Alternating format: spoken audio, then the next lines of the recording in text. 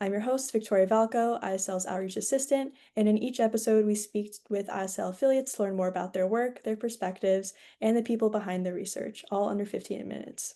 Today, I'm excited to welcome Dr. Julia Sheffler to this podcast episode.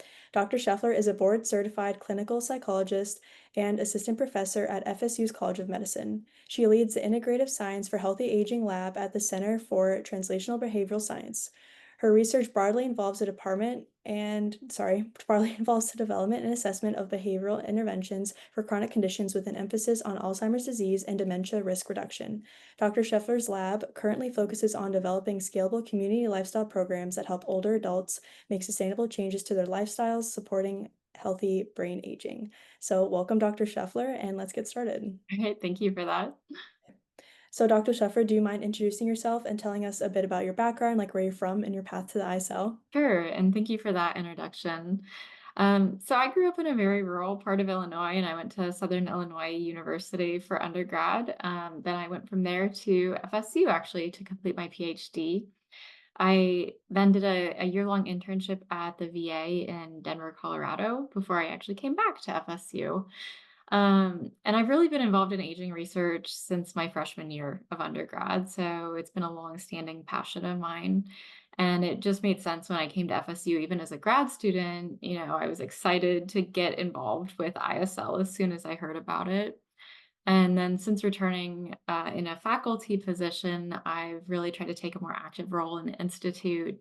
And now I'm leading the clinical research working group of the ISL.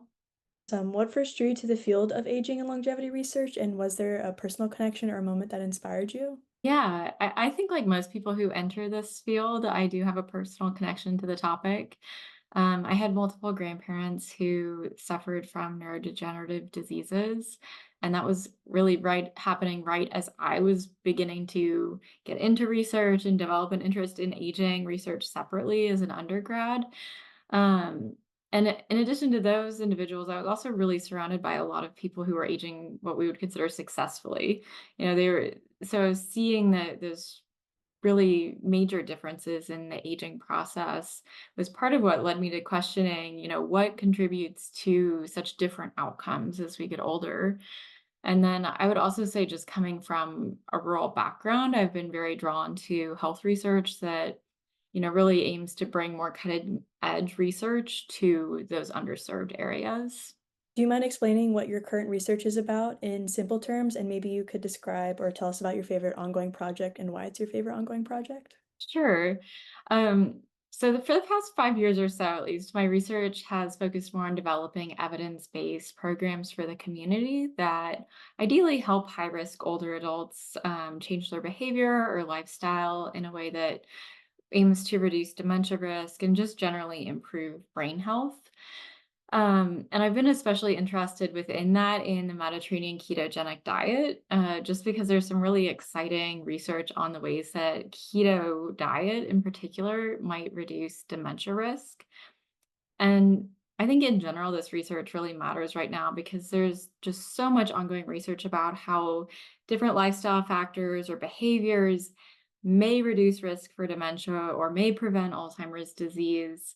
But in the real world, a lot of people are just simply not getting that information. And even the people who are getting that information may not have the support or access to the resources they need to actually make those changes in their own lives. And so I really hope that my research helps sort of fill this gap of bringing the effective prevention strategies to people in real world settings, while also hopefully giving people the skills they need to actually, or resources they need to actually stick with some of those lifestyle changes. Is there a recent discovery or part of your project that really excite you, and maybe you could share how you felt when you made these discoveries? So I'm not sure about like a big discovery because I think in behavioral research, oftentimes we're not like, aha, this is a major discovery.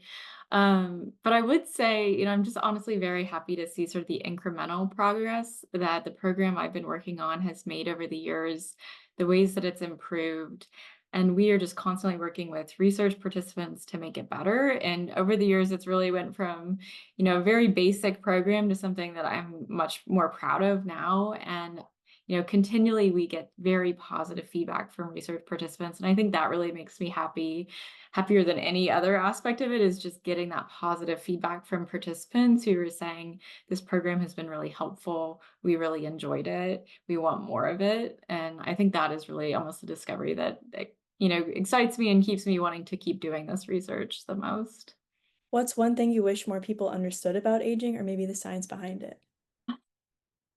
I think this is a tricky question, especially right now.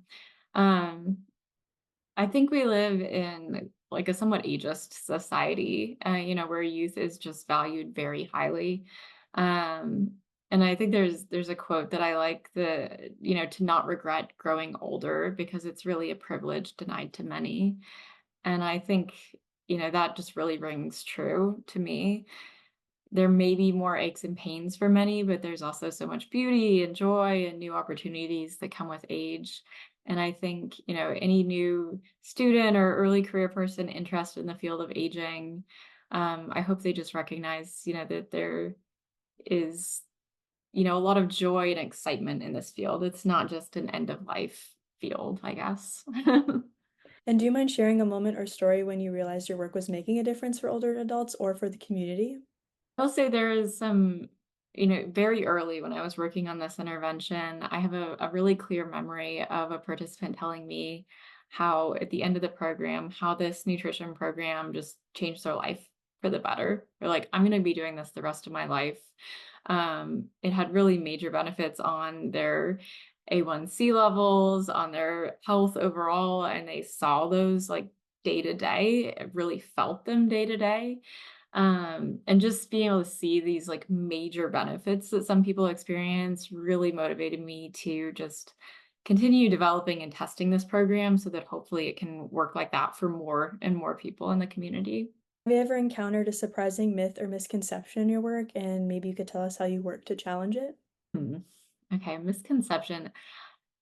This is another tricky one right now because I'm not sure this is specific to my work. But I do think that some people who aren't very familiar with research have this idea that researchers don't really care about their participants or are just kind of trying to prove something. They have their own sort of secret agenda.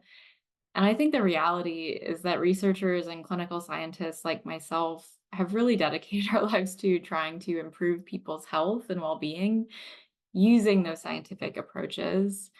It's much easier to sort of peddle pseudoscience or make sensational claims about products or behaviors than it is to spend years conducting clinical trials. But the problem, I think, is that a lot of health influencers and people with very clear conflicts of interest are just better at reaching people than a lot of scientists like myself are. We are often just so careful about not overstating our findings or, saying something that we aren't seeing in the data. Um, but sometimes I think we also really use too much jargon that doesn't fully resonate with people.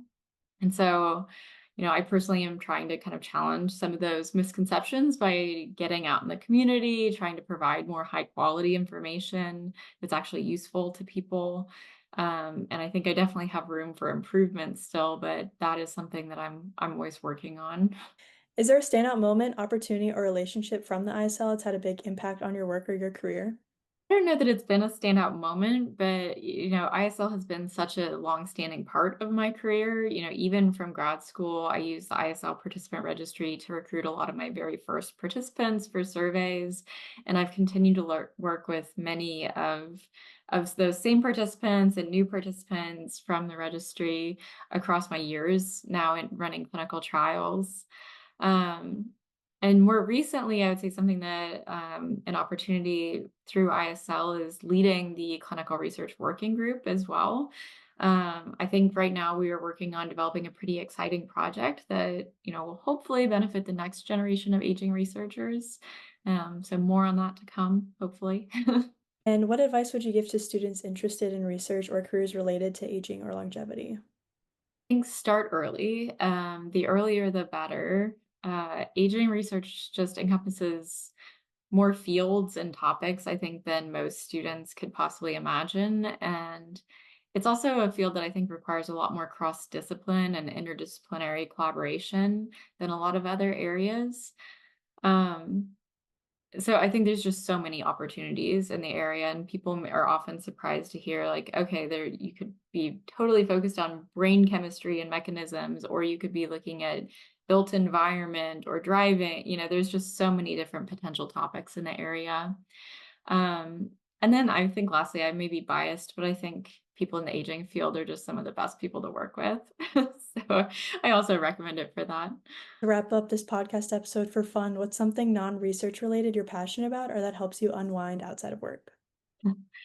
Well, I love gardening and playing with my 2 kids. I have a 4-year-old and a 7-month-old right now, so they take up a lot of my time.